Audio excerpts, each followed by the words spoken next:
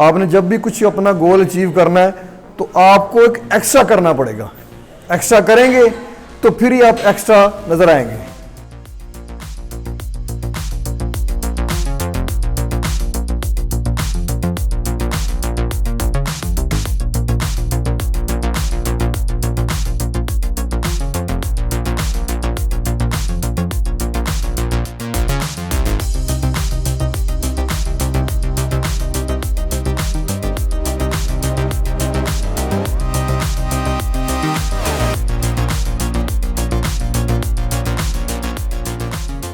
जब आपने एक माइंड बना लिया कि आपने कंपटीशन खेलना है तो फिर आप उसके लिए प्रॉपर तैयारी करेंगे।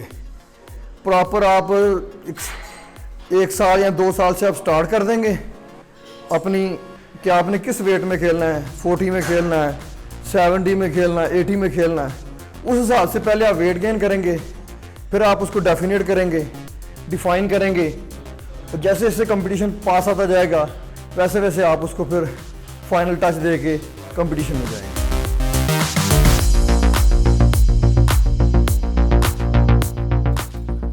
मैं as a traffic warden job करता हूँ। स्टैंडिंग जॉब है, जो उसमें आप कह लें कि माहौल के असरात हैं आपके ऊपर अफेक्ट करते हैं। धूप है, बारिश है, गर्मी है, सर्दी है, स्टैंडिंग जॉब है, वो थका देती है, तो काफ़ी टफ जॉब है। लेकिन उसके साथ फिर वो मैंने उसको किया